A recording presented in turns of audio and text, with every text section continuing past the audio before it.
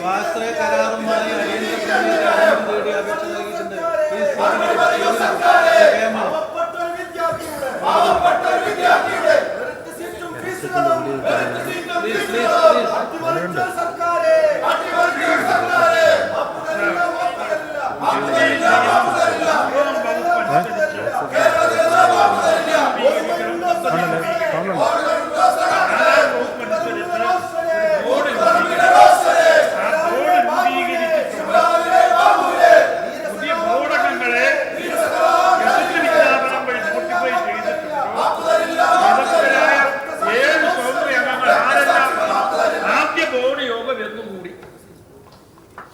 കേട്ടില്ല, ഇതൊന്നും പറയണം.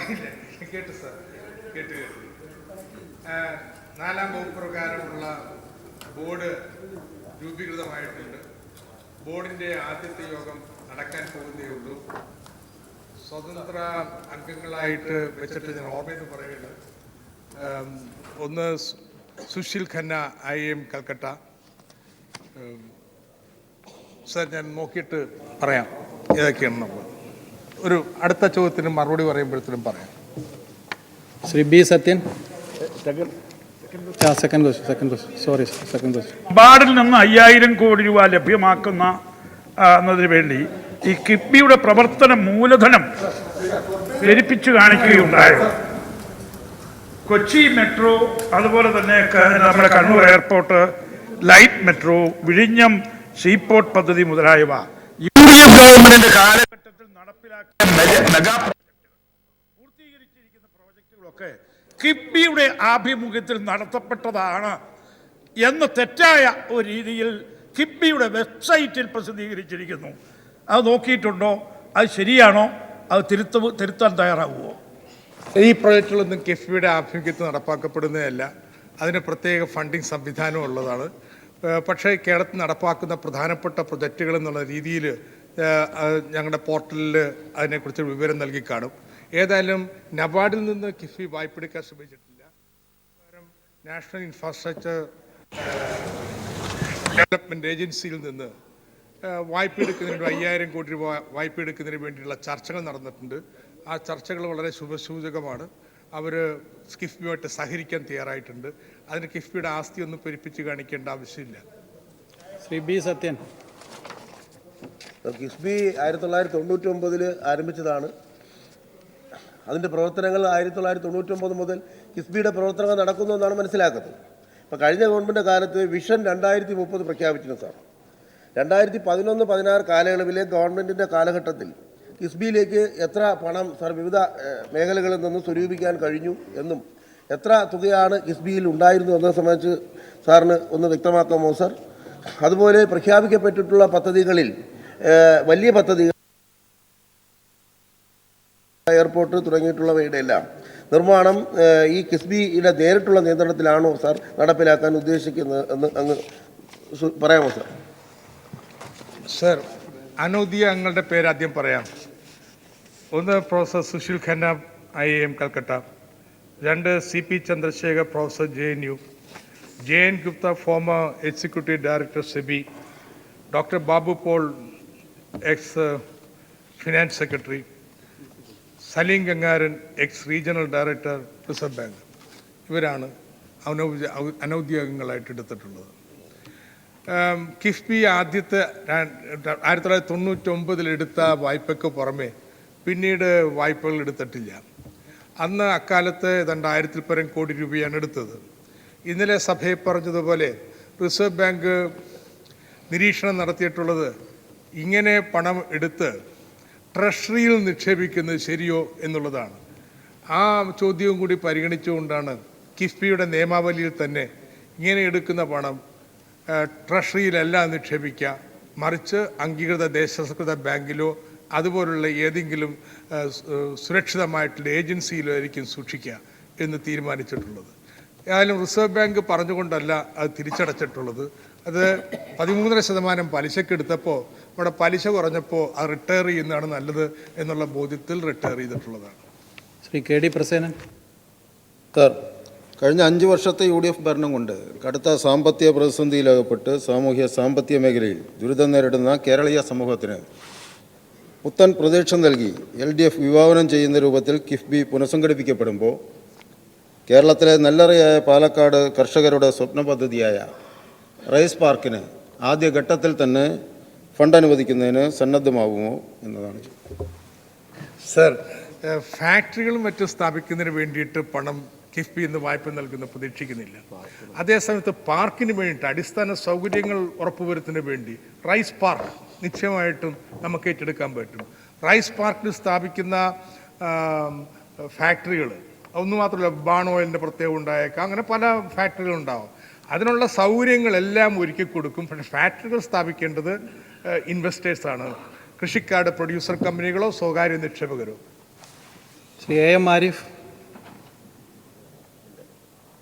Not in the seat. Shri K Ansalan. Sir, വളരെ പ്രതീക്ഷയോടുകൂടിയാണ് കിഫ്ബിയെ കാണുന്നത്. ഇവിടെ നേരത്തെ KD പ്രസിഡന്റ് സൂചിപ്പിച്ചതുപോലെ UDF തകർത്ത് തരിപ്പണമാക്കിയ സാമ്പത്തിക പ്രതിസന്ധിയിൽ നിന്നും വികസന പ്രക്രിയകൾ നടപ്പാക്കുന്നതിന് വേണ്ടിയുള്ള പുതിയ ആശയമാണ് കിഫ്ബിയുടെ പുതിയ പ്രവർത്തനം. സാർ, എൻ്റെ മണ്ഡലമായ നെയ്യാറ്റിൻകര മണ്ഡലത്തിലെ പൊഴിയൂർ കൊല്ലങ്കോട് തമിഴ്നാടുമായി ബന്ധപ്പെട്ട് കിടക്കുന്ന അതിർത്തി പ്രദേശത്തിലെ 3000-ഓളം വരുന്ന മത്സ്യത്തൊഴിലാളികൾ താമസിക്കുന്ന പ്രദേശമാണ്, കുടുംബങ്ങൾ. ആ കുടുംബങ്ങൾക്ക് ശുദ്ധജലം ലഭ്യമല്ലാത്തൊരു വളരെ ദുരിതപൂർണമായിട്ടൊരു അവസ്ഥയുണ്ട്. വാട്ടർ അതോറിറ്റിയുമായി ബന്ധപ്പെട്ട് ഇതിൻ്റെ പ്രോജക്റ്റുകൾ മുന്നോട്ട് പോവുകയാണ്. ഒരു വലിയ പദ്ധതിയാണ്. അതിനാവശ്യമായ തുക അനുവദിക്കുകയും അതോടൊപ്പം തന്നെ ബഡ്ജറ്റിൽ പ്രൊവിഷൻ ചെയ്തിട്ടുള്ള പദ്ധതികൾക്ക്, കിഫ്ബിയുമായി ബന്ധപ്പെട്ട് കണക്ട് ചെയ്ത പദ്ധതികൾക്ക് അനുമതി ലഭിക്കുമോ, അതിനാവശ്യമായ പണം ഈ വർഷം തന്നെ തുടങ്ങാൻ കഴിയുമോ? ഉത്തരം നൽകിയാൽ. വാട്ടർ അതോറിറ്റിയുടെ നിലവിലുള്ള കാലഹരണപ്പെട്ട പൈപ്പുകളും പമ്പുകളും ഒക്കെ പുനഃസ്ഥാപിക്കുക, അതുപോലെ പുതിയ പദ്ധതികൾ ഏറ്റെടുക്കുക, ഇവയ്ക്ക് വളരെ മുൻഗണന നൽകിയിട്ടുണ്ട്. ഈ വർഷത്തെ ബഡ്ജറ്റിൽ തന്നെ ഏതാണ്ട് 2000-ഓളം കോടി രൂപ ഇതിനു വേണ്ടിയിട്ട് കിഫ്ബി വഴി ചെലവാക്കുമെന്ന് പറഞ്ഞിട്ടുണ്ട്. അതിൽ ഈ പറയുന്ന നിർദ്ദിഷ്ട പ്രൊജക്റ്റ് ഉൾപ്പെട്ടിട്ടുണ്ടോ എന്ന് എനിക്ക് ഇപ്പോൾ ഉറപ്പിച്ച് പറയാൻ കഴിയില്ല. പക്ഷേ ബന്ധപ്പെട്ട ഡിപ്പാർട്ട്മെൻറ്റ് വഴി ഇതൊക്കെ ഏറ്റെടുക്കാവുന്നതാണ്. കേരളത്തിൽ ഈ രീതിയിൽ നിലവിലുള്ള പൈപ്പുകളെല്ലാം പുനഃസ്ഥാപിച്ചു കഴിഞ്ഞാൽ ജലചോർച്ച ഒഴിവാക്കാനാവുകയും വാട്ടർ അതോറിറ്റിയെ ലാഭത്തിലേക്ക് കൊണ്ടുപോകാനും പറ്റുമെന്നുള്ളതാണ് ഇപ്പോഴത്തെ നിഗമനം. അപ്പോൾ അതുകൊണ്ട് ഇത് മാത്രമല്ല, പുതിയ ജലപദ്ധതികളും ഏറ്റെടുക്കാൻ പറ്റും. അപ്പം അതുകൊണ്ട് പൊഴിയൂരിലെ പദ്ധതി ബന്ധപ്പെട്ട ഡിപ്പാർട്ട്മെൻറ്റുമായിട്ട് ചർച്ച ചെയ്ത് കഴിഞ്ഞാൽ നിശ്ചയമായിട്ടും പരിഗണിക്കാവുന്നു. ആദ്യത്തെ ബോർഡ് യോഗം ചേരാനിരിക്കുന്നേ ഉള്ളൂ. ആ ബോർഡ് യോഗത്തിൽ വെച്ച് പരിശോധിക്കും, അത് തയ്യാറാക്കുകയും ചെയ്യും. Shri KC Joseph. സർ, ഈ ഭരണകക്ഷി ബെഞ്ചുകളും കേരളീയ സമൂഹവും വലിയ പ്രതീക്ഷയോടെയാണ് കിഫ്ബിയെ നോക്കിക്കാണുന്നത്. അലാവുദ്ദീൻ്റെ അത്ഭുത വിളക്ക് പോലെ എന്ത് സംഭവിക്കാൻ പ്രതീക്ഷിച്ചിരിക്കുകയാണ്. അങ്ങനെ വിശ്വാസം അങ്ങനെ രക്ഷിക്കട്ടെ. പക്ഷേ എനിക്ക് ചോദിക്കാനുള്ളത്, ഈ കിഫ്ബിയിൽ 2017-18 ഓരോ സെക്ടറിലുള്ള അലോക്കേഷൻ നിശ്ചയിച്ചിട്ടുണ്ടോ? PWDക്ക് വേണ്ടി എത്ര അലോക്കേഷൻ ഉദ്ദേശിക്കുന്നത്? സർ, ബഡ്ജറ്റ് പ്രസംഗത്തിൽ ഓരോ സെക്ടറിലും ചെയ്യാൻ പോകുന്ന കാര്യങ്ങൾ കൃത്യമായിട്ട് പറഞ്ഞിട്ടുണ്ട്.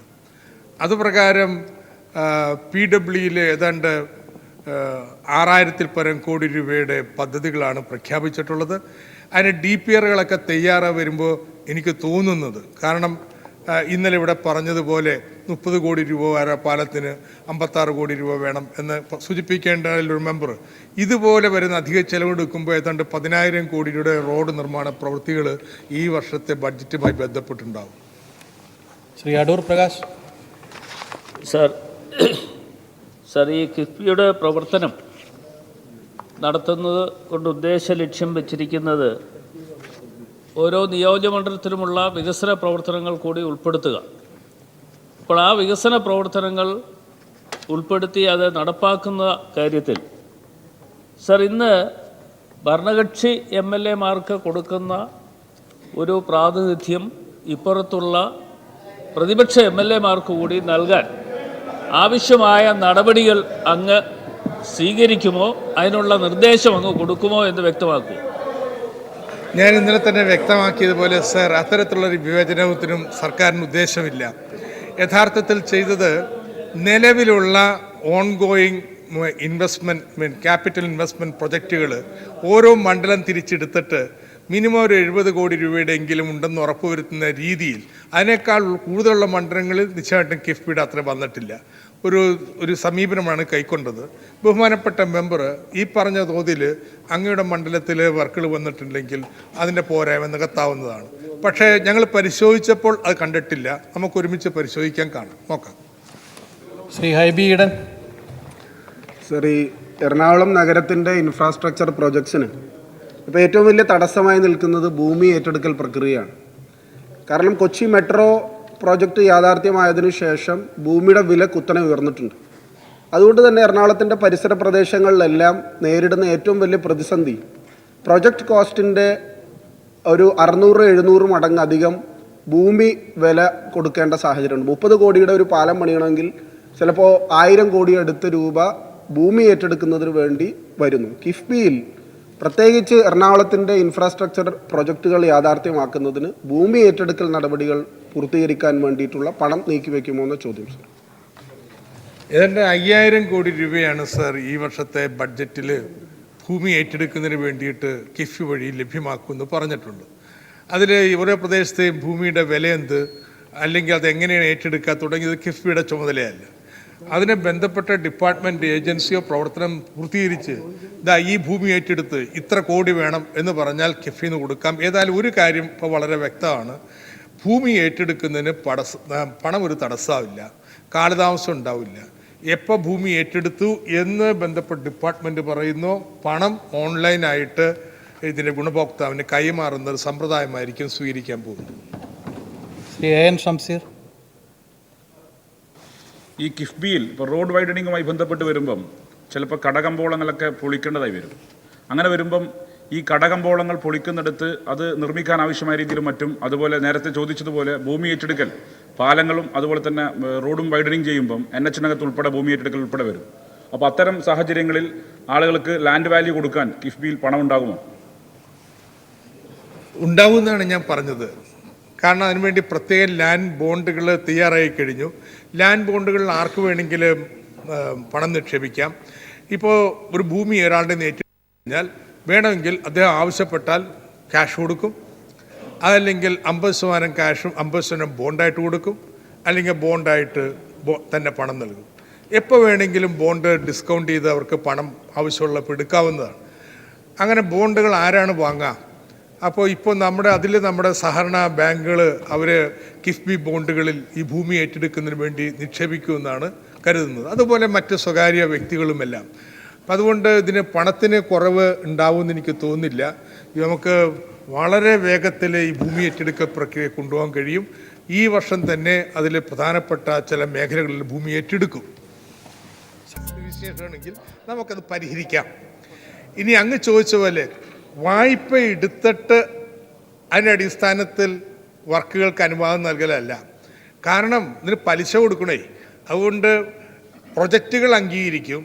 എന്നിട്ട് ആ ഒരു പ്രൊജക്റ്റുകളുടെ എന്നത്തേക്കാണ് അതിന് പണം ആവശ്യം വരിക എന്നുള്ളതൊരു ടൈം ലൈൻ തരേണ്ടി വരും. അതനുസരിച്ച് ബോണ്ടുകൾ വഴിയോ അല്ലെങ്കിൽ മറ്റ് ഇൻസ്റ്റിറ്റ്യൂഷണൽ വായ്പ വഴിയോ പണം സമാഹരിക്കുന്ന ഒരു രീതിയാണ് അവലംബിക്കാൻ ഉദ്ദേശിക്കുന്നത്. അങ്ങ് പറഞ്ഞതുപോലെ അല്ലെങ്കിൽ ചിന്തിക്കുന്ന പോലെ പണത്തിന് ഒരു പ്രശ്നമില്ല.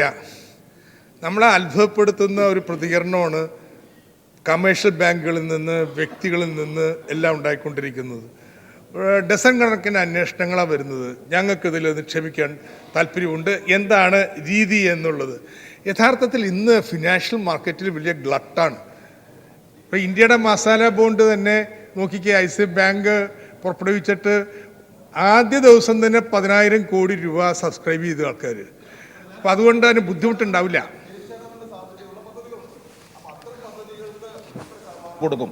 ഒരിക്കലും തിരിച്ചടയ്ക്കാൻ കഴിയും. നമുക്കറിയാം, റോഡുകൾ, പാലങ്ങൾ, ഇതൊന്നും ഇൻഫ്രാസ്ട്രക്ചറിൽ നമ്മൾ ഇൻവെസ്റ്റ് ചെയ്യുന്ന നമുക്ക് തിരിച്ചടവുണ്ടാവില്ല. അപ്പോൾ അതിന് റേഷ്യോ വെച്ചിട്ടുണ്ടോ എന്നുള്ളതാണ് സാർ. ഇപ്പോൾ ബഡ്ജറ്റിൽ പറഞ്ഞു തന്നെ റേഷ്യോ, ബഡ്ജറ്റിൽ പറഞ്ഞ കാര്യങ്ങൾ നടപ്പാക്കുക എന്നുള്ളതാണ്. ആ പറയുന്ന രീതിയിലുള്ള പ്രശ്നം വരത്തില്ല. ശ്രീ മുഹമ്മദ് മോഹസിൻ.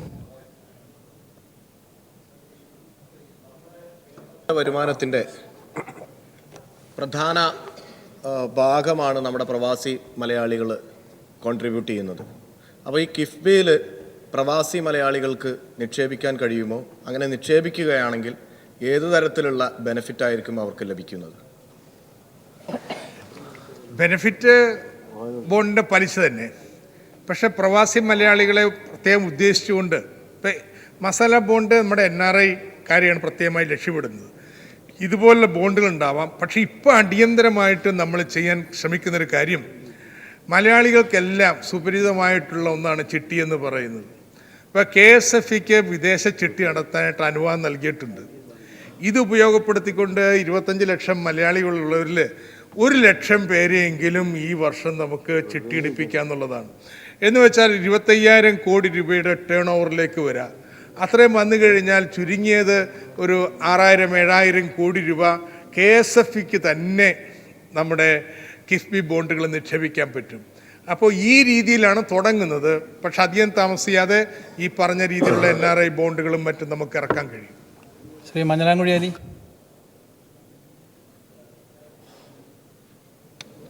സർ,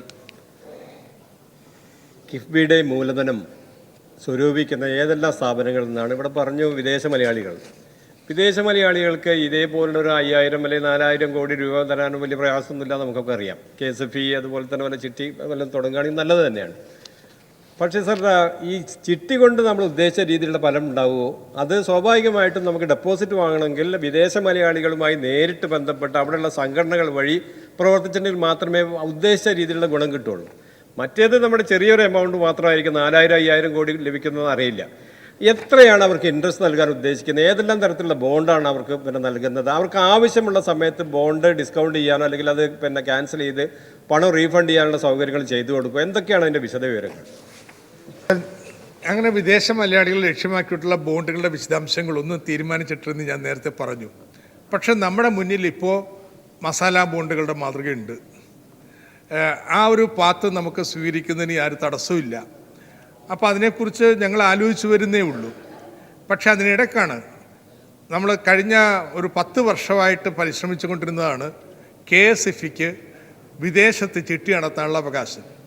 അതുവഴി ഭയങ്കരമായൊരു തുക വരുമെന്നുള്ളതല്ല, പക്ഷേ ഏറ്റവും സാധാരണക്കാരനായിട്ടുള്ള വിദേശത്ത് ജോലി ചെയ്യുന്ന ആൾക്കും ഒരു ചിട്ടി സമ്പാദ്യ പദ്ധതിയാണ്. അവർക്ക് വളരെ സുപരിചിതമാണ്, ഒരു പ്രയാസവും ഇല്ല. നമ്മൾ ഇങ്ങനെ ക്യാൻവാസ് ചെയ്യാൻ അധികം ഓടേണ്ട കാര്യമില്ല.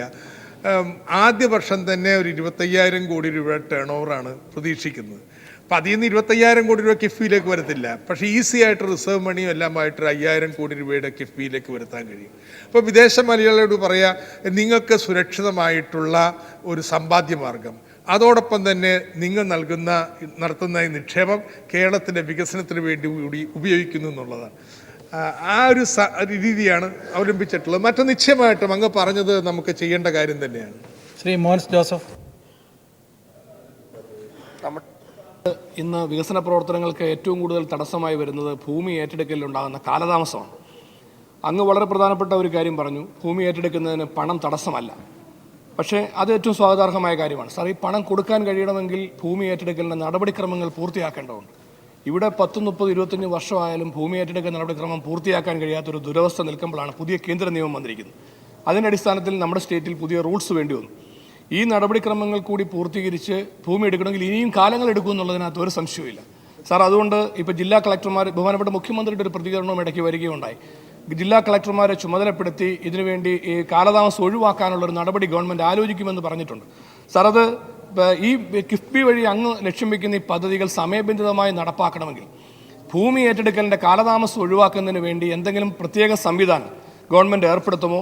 അങ്ങനെ ഈ ഇന്നുള്ള കാലതാമസം ഒഴിവാക്കി ഭൂമി ഏറ്റെടുക്കൽ നടപടിക്രമങ്ങൾ വേഗത്തിലാക്കുന്നതിന് വേണ്ടിയുള്ള ഒരു പ്രത്യേക സംവിധാനം ഗവൺമെൻറ് ഏർപ്പെടുത്താൻ തയ്യാറാവും? സർ, ഭൂമി ഏറ്റെടുക്കൽ നിയമവുമായി ബന്ധപ്പെട്ട് കേന്ദ്ര നിയമം വന്നതിനെ തുടർന്ന് അതിനനുസൃതമായി നേരിട്ട് കൂടിയാലോചനകളിലൂടെ ഭൂമി ഏറ്റെടുക്കൽ നടപടി ത്വരിതപ്പെടുത്തുന്നതിന് വേണ്ടിയുള്ള കാര്യങ്ങളാണ് ആലോചിച്ചു വരുന്നത്. അത് അടിയന്തരമായി ഭൂമി ഏറ്റെടുക്കൽ കാര്യങ്ങളിൽ ഇതേവരെ ഉണ്ടായിരുന്ന തടസ്സങ്ങൾ നീക്കുന്നതിനുള്ള സംവിധാനങ്ങളെല്ലാം ഉണ്ടാക്കാൻ ആഗ്രഹിക്കും. മാത്രമല്ല, നമുക്കൊക്കെ അറിയാം ഭൂമി ഏറ്റെടുക്കുന്ന തടസ്സം ഉണ്ടായിരുന്ന ഒരു കാര്യം അതിനുള്ള പണമില്ലെന്നുള്ളതാണ്. യഥാർത്ഥത്തിൽ നമ്മൾ പാലത്തിന് മറ്റോ അനുവാദം കൊടുക്കുമ്പോൾ ഭൂമി ഏറ്റെടുക്കുന്നതിനുള്ള പണം പൂർണ്ണമായിട്ട് വകയിരുത്താറില്ല. ഇത് വലിയൊരു തടസ്സം തന്നെയായിരുന്നു. ഇപ്പം ആ കടമ്പ പോയി. ഇനി നടപടിക്രമങ്ങൾ എത്ര ലഘൂകരിക്കാം, എത്ര വേഗത്തിൽ ചെയ്യാം തുടങ്ങിയ കാര്യങ്ങൾ പരിശോധിച്ചുകൊണ്ടിരിക്കുകയാണ്. അതിൻ്റെ ഒരു നടപടിക്രമം ഉണ്ടാക്കുകയും ചെയ്യും. Shri P C George. ഈ വിദേശ മലയാളികളെ പറ്റി 2 ചോദ്യം വന്നിട്ടുണ്ട് സാർ. സാർ ഇത് രണ്ടായി കാണണം തോന്നുന്നു സാർ. വിദേശ മലയാളികൾ എന്ന് പറയുമ്പോൾ അറേബ്യൻ രാജ്യങ്ങളിൽ പോയി ജോലി ചെയ്യുന്ന പാവങ്ങൾ, അവർക്ക് 5 മാസത്തെ ശമ്പളം ഉണ്ടെങ്കിലാണ് സാർ കേരളത്തിലൊന്ന് യാത്ര ചെയ്യാൻ പോലും പറ്റുന്നത്. എന്നാൽ യൂറോപ്യൻ യൂണിയനിലുള്ള മലയാളികളെ സംബന്ധിച്ചൊരു സമ്പന്നരുമാണ്. ഇത് രണ്ടായി കണ്ടുകൊണ്ട് ഇപ്പോഴത്തെ പ്രത്യേക സാഹചര്യത്തിൽ അറേബ്യൻ രാജ്യങ്ങളിൽ ഉള്ള ആ പാവങ്ങളെ സംരക്ഷിക്കാൻ ഈ കിംഫി പദ്ധതിയിൽ എന്തെങ്കിലും പ്രോഗ്രാം അങ്ങ് ഉദ്ദേശിക്കുന്നുണ്ടോ? അതോടൊപ്പം സാർ, നമ്മുടെ വളരെ പ്രധാനപ്പെട്ട കാര്യമാണ്, നമ്മുടെ വിമാന കമ്പനികൾ മുഴുവൻ ക്രിസ്തുമസ്, തിരുവോണം, ബക്രീദ് നാളുകളിൽ സ്ഥിരമായി വിമാന ചാർജ് അങ്ങ് വർദ്ധിപ്പിക്കുക. വരാൻ കഴിയാത്ത സാഹചര്യം മലയാളികളെ ബുദ്ധിമുട്ടിക്കുകയാണ്. ധനകാര്യ വകുപ്പ് പ്രത്യേകമായി ശ്രദ്ധ ചെലുത്തിക്കൊണ്ട് ഒരു വിമാന കമ്പനി കൂടി കേരള എയർലൈൻസ് തുടങ്ങാനുള്ള നടപടിയെപ്പറ്റി ആലോചിക്കാൻ അങ്ങ് തയ്യാറാകും. രണ്ടാമത്തെ ചോദ്യം നമുക്ക് കിഫ്ബിയായിട്ട് ബന്ധപ്പെട്ട് വരുന്നതല്ല. കിഫ്ബി അങ്ങനെ കമ്പനിക്ക് ഫിനാൻസ് ചെയ്യാനും കഴിയത്തില്ല. അതുകൊണ്ട് ഞാനിപ്പോൾ അതിനോട് ഉന്നയിച്ച പ്രശ്നത്തിൻ്റെ ഗൗരവം കുറച്ച് കാണുകയല്ല.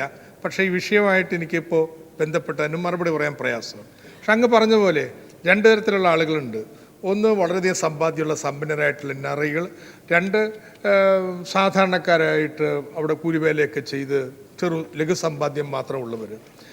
ആദ്യമുള്ളവരിൽ നിന്ന് നമുക്ക് വായ്പ നേരിട്ടെടുക്കുന്നതിന് തടസ്സം ഉണ്ടായിരുന്നത്, അവർ ബോണ്ടും മറ്റും വെച്ച് കഴിഞ്ഞാൽ ഡോളറിലെടുത്താൽ ഡോളറിൽ തന്നെ കൊടുക്കണം. അപ്പോൾ നമ്മുടെ എക്സ്ചേഞ്ച് റേറ്റ് ഡിപ്രിഷിയേറ്റ് ചെയ്യുമ്പോൾ പലിശ നിസ്സാരമാണ്. ഈ പറഞ്ഞ 2% മതിയെങ്കിലും യഥാർത്ഥ പലിശ വളരെ ഉയർന്നിരിക്കും.